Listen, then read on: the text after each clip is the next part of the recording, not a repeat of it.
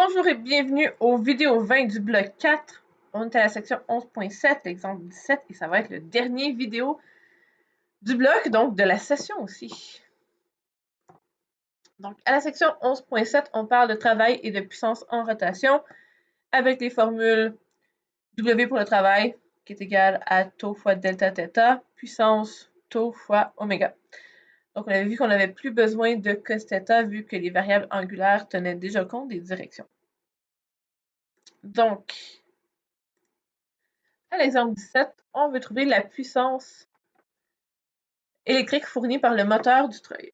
On a un treuil ici qui tourne, un moteur qui fait tourner le treuil, qui exerce une tension, qui va tirer le bloc, puis aussi du frottement sur le bloc. J'ai pris un numéro où il y avait beaucoup de choses ensemble pour voir comment on peut aller isoler ce qui nous intéresse. Vu qu'on cherche la puissance, on va vouloir tau fois oméga.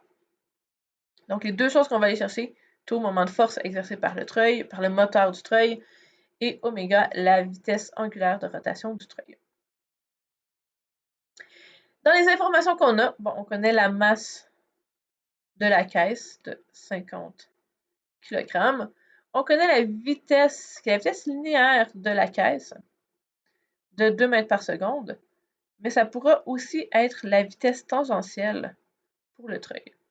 Parce que cette vitesse-là, au fond, c'est le long de la corde pour le bloc, et c'est le long du tour du treuil quand on est rendu dans le treuil, justement.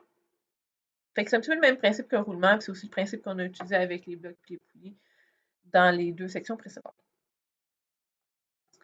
Ensuite, on aura un coefficient de frottement cinétique entre la caisse et la surface.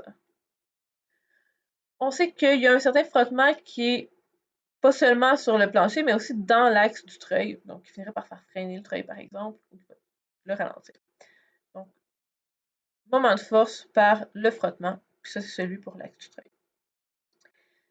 5 Nm, ça risque d'être négatif quand on va vouloir l'utiliser parce que ça va être contre le sens de rotation que le moteur essaie de donner au treuil. Ensuite, la bobine où le câble s'enroule a un rayon de 30 cm. Donc 0,3 mètres. OK, à partir de là, ben, j'ai une vitesse tangentielle, j'ai un rayon, fait que je vais être capable de trouver oméga assez rapidement. Donc la relation, excusez-moi, je cherche mon curseur. La relation, c'est vitesse tangentielle qui est égale à oméga R. Donc là, je vais avoir mon 2 mètres par seconde qui va être égal au oméga que je cherche fois mon rayon de 0,3 mètres. Ça me donne un oméga de 6 périodique, 6 et 7, ça va me faire acide décimal, radians par seconde. Ensuite, pour le moment de force. Je vais commencer par faire somme des moments de force est égal à I alpha. Ça me semble plus logique parce que mon moment de force doit faire partie de ces moments de force-là. Donc là-dedans, je vais avoir le moment de force fait par le moteur, celui qu'on cherche, évidemment. Le moment de force fait par le frottement, qu'on connaît déjà. Mais il y aura aussi le moment de force fait par la tension. Donc, la tension va tirer sur le treuil et va l'empêcher de tourner aussi vite qu'il pourrait s'il y avait seulement le moteur et le frottement. La tension, en fait, amène l'effet de la caisse et du frottement sur le plein incliné à l'intérieur du treuil. Ça passe à travers cette tension-là.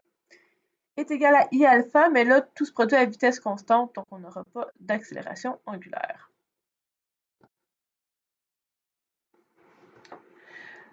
Donc là-dedans, c'est certain que tau pour le moteur, c'est celui qu'on cherche. Pour le frottement, on le connaît, c'est le moins 5. Pour la tension, on va avoir T fois R fois sinus de θ. Tout ça va être égal à 0.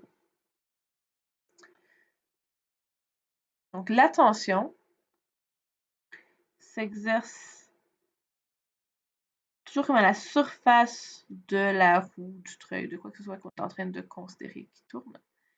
Et la distance R est toujours celle de l'objet avec un angle de 90 degrés. Dès qu'on a une tension qui entraîne quelque chose qui tourne, une poulie, un treuil, ça va toujours être ce principe-là.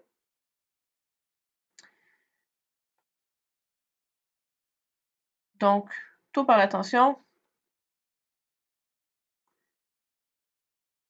ça va être négatif par rapport au sens de rotation. Si je suppose que le moteur veut faire tourner dans ce sens-là, je vais avoir un moins, puis je vais avoir besoin d'ajouter aussi.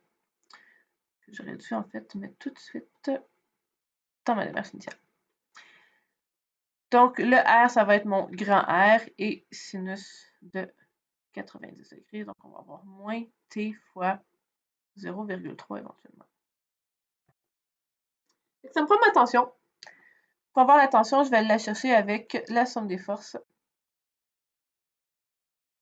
en X est égal à M à X sur ma caisse.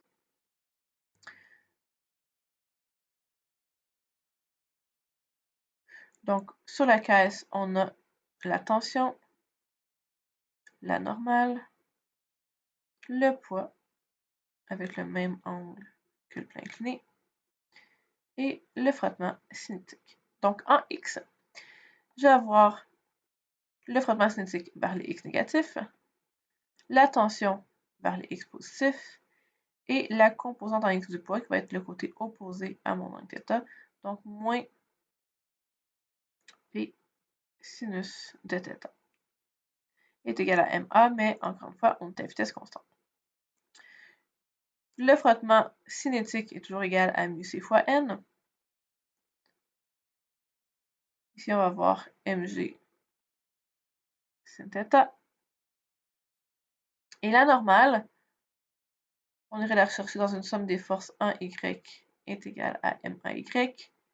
N moins mg cos θ est égal à 0. Donc, N est égal à mg cos θ. Donc, j'ai moins μc fois mg cos θ plus t moins mg sin θ est égal à 0. Donc, j'envoie tout ce qui n'est pas t de l'autre côté. Je vais avoir mg sin θ plus μc mg cos θ. On pourrait juste pitonner. J'aime bien mettre mon mg en évidence. Sin θ plus μc cos θ. Donc, la caisse était 50 kg fois 9,8 sinus de 30 degrés, 0,2 pour le coefficient de frottement, cosinus de 30 degrés. J'obtiens une tension de 160,13 Newton. Donc, rendu là, taux M, moteur, moins 5, moins 160,13 fois 0,3. Sin, on avait dit que c'est 90, donc il disparaissait. Égale 0, ça me donne un moment de force par le moteur de 53,04. Ce qu'on voulait, c'était la puissance par le moteur, donc tout moteur fois le oméga, la vitesse angulaire du treuil. Donc 53,04 fois mon 6,667 de tantôt. Et j'obtiens une puissance de 354, je peux arrondir rendu là. Et la puissance, c'est en watts. Donc même si la formule de base est rapide et très facile à utiliser, ça se peut qu'il y ait une grosse démarche autour, fait que soyez pas surpris. Ça se peut tout à fait qu'il y ait beaucoup d'autres calculs à faire pour aller chercher les petites informations dont on a besoin pour soit la puissance ou encore le travail.